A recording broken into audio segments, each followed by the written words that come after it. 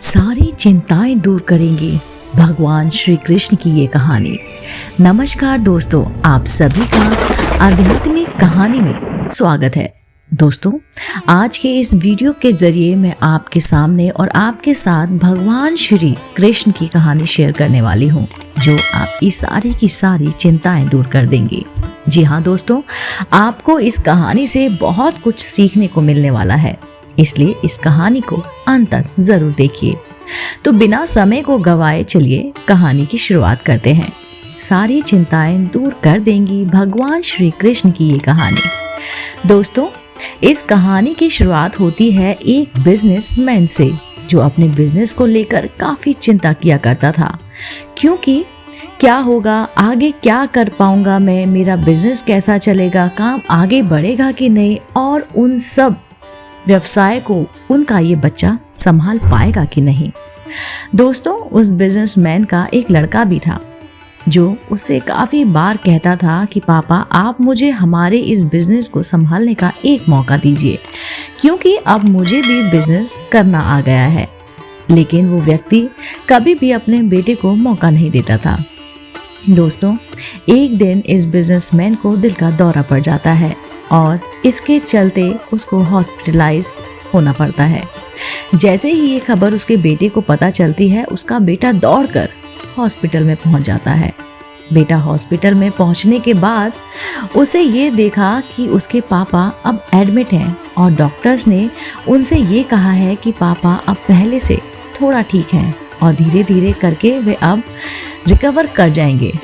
फिर उस लड़के ने अपने एक दोस्त को कॉल करके कहा और वहाँ पर बुला लिया। फिर उसका दोस्त वहाँ पर आ जाता है और उससे पूछता है कि क्या हुआ भाई। फिर उस बिजनेसमैन के बेटे ने अपने दोस्त से कहा कि मेरे पापा को दिल का दौरा आया है और उन्हें अस्पताल में एडमिट किया हुआ है। इसके बाद उस बिजनेसमैन का लड़का अपने दोस्त से कहता है कि चल ना, जरा बाहर चल के आ जाते हैं, बहुत देर हो गई है इधर। और फिर वो दोनों अस्पताल से बाहर चले जाते हैं। जब वो दोनों अस्पताल से बाहर निकलते हैं, तब उनको एक आइसक्रीम वाला दिखाई देता है। फिर उस बिजनेसमैन के लड़के ने अपने दोस्त से कहा कि आ भाई, आज आइसक्रीम खाते हैं। ये बात सुनकर उसका दोस्त थोड़ा सा चौंकता है और मन ही मन कहता है कि अरे, ये क्या पागलपन है, पापा अंदर भर्ती हैं और ये यहाँ पर आइसक्रीम खाने की सोच रहा है। फिर उन दोनों ने आइसक्रीम खरीद ली और वे दोनों आइसक्रीम खाने लगे। लेकिन उसका दोस्त जो था ना, उससे ये रहा गया और उसने अपने दोस्त से पूछ ही लिया, भाई मुझे ये बात समझ नहीं आ रही है कि तुम्हारे बिजनेस का आगे क्या होगा, और तुम्हारे पापा की तबीयत भी ठीक नहीं है और तू यहाँ पर आइसक्रीम खा रहा है, मुझे कुछ समझ नहीं आ रहा है। फिर ये जो बिजनेसमैन का लड़का था, उसने जो बात कही उसे आप ध्यान से सुनिएगा। उसने अपने मित्र से कहा कि मुझे ये मालूम है कि तू ये सोच रहा है कि मेरे पापा एडमिट है, यहाँ पर आइसक्रीम चल रही है, मजे कर रहा है, पर ऐसा कुछ नहीं है। मैं भगवान श्री कृष्ण का बहुत बड़ा भक्त हूँ और उनकी दो बात हमेशा अपनी जिंदगी में याद रखता हूँ। पहली बात तो हम सबको पता है कि काम करना है और फल की चिंता नहीं करनी, इसलिए जो होगा देखा जाएगा। मैं सिर्फ अपने काम पर ही फोकस करूँगा और फिर बिजनेस भी अच्छा चलेगा। दूसरी बात, वो लड़का अपने दोस्त से कहता है, मैं तुम्हें भगवान श्री कृष्ण की कहानी सुनाता हूँ, जो तुम्हें दूसरी बात क्या है वो अच्छी तरह से समझाएगी। भगवान श्री कृष्ण की जो पत्नी थी, जिसका नाम रुक्मणी था, उनको पहला बेटा हुआ था, तो उनका नाम प्रद्युम्न रखा गया था। और प्रद्युम्न के जन्म के 10 दिन पश्चात ही प्रद्युम्न का अपहरण हो गया था। प्रद्युम्न के अपहरण के कारण रुक्मणी नाराज और उदास रहने लगी कि क्या हो गया है। भगवान श्री कृष्ण रुक्मणी जी से कहते हैं कि चिंता मत करो, क्योंकि प्रद्युम्न जहां भी होगा वहीं पर ठीक होगा। लेकिन इतना समझाने के बावजूद रुक्मणी अपने बच्चे की चिंता में उदास और निराश रहती थी। और इस तरह चिंता करते करते रुक्मणी जी के 18 साल बीत गए। 18 साल के बाद द्वारका में जब प्रद्युम्न की वापसी हुई और जब प्रद्युम्न द्वारका में वापस आए, तो उनके साथ में उनकी पत्नी मायावती भी थी। अब समस्या ये थी कि मायावती की उम्र प्रद्युम्न से 20 साल ज्यादा थी।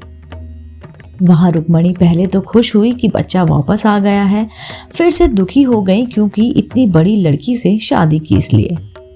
रुक्मणी फिर से भगवान श्री कृष्ण जाकर कहने लगी कि ये क्या हो गया है। फिर भगवान श्री कृष्ण जी ने माँ रुक्मणी जी से कहा, जो हो गया है उसे स्वीकार कर लो और आगे बढ़ो और चिंता मत करो।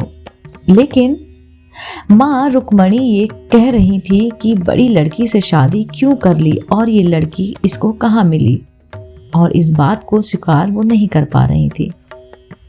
इसके कारण 6 साल तक माँ रुक्मणी जी दुखी और निराश रहीं और 6 साल के बाद रुक्मणी जी ने ये स्वीकार कर लिया कि प्रद्युम्न ने जो ये शादी की है वह ठीक है और उसके लिए ज़्यादा चिंता करने की ज़रूरत नहीं है, और उस शादी को उन्होंने स्वीकार भी कर लिया। दोस्तों, एक तरीके से माँ रुक्मणी जी ने अपनी जिंदगी के 26 साल उदासी में बिता दिए। इस कहानी को ख़त्म करते हुए वो लड़का अपने दोस्त से बोला, मैंने अब स्वीकार करना सीख लिया है, क्योंकि भगवान श्री कृष्ण जी कहते हैं कि जो हो रहा है उसे स्वीकार कर लो, जिंदगी अपने आप सहज हो जाएगी। दोस्तों, ये छोटी सी कहानी हमें 2 बड़ी बातें सिखाती हैं, और यही बातें मैं आपके साथ शेयर कर रही हूँ कि हमारी ज़िंदगी में जो भी घटता है उसे स्वीकार करना सीख लीजिए और फिर ज़िंदगी अपने आप सहज हो जाएगी। हमारे नियंत्रण में जितने भी चीज़ें होंगी उन चीज़ों पर तो हमें ज़रूर नियंत्रण रखना चाहिए, लेकिन जो हमारे चीज़ें जो हमारे नियंत्रण से बाहर हैं उन चीज़ों को हमें स्वीकार कर लेना चाहिए। अगर हमने स्वीकार नहीं किया तो हमें भी माँ रुक्मणी की तरह ही बहुत सालों तक उदास रहना पड़ेगा। दोस्तों, आज की कहानी आपको कैसी लगी और आपको इस कहानी से क्या क्या सीखने को मिला, हमें नीचे कमेंट बॉक्स में कमेंट ज़रूर कीजिएगा और हमें बताइएगा। साथ ही अगर आपको श्री कृष्ण की ये कहानी पसंद आई होगी तो आप इस कहानी को अपने दोस्तों के साथ, अपने परिवार के साथ ज़रूर शेयर कीजिएगा। दोस्तों, मैं आपको फिर से मिलती हूँ इसी चैनल पर। आप देख रहे थे आपका अपना पसंदीदा YouTube चैनल आध्यात्मिक कहानियाँ।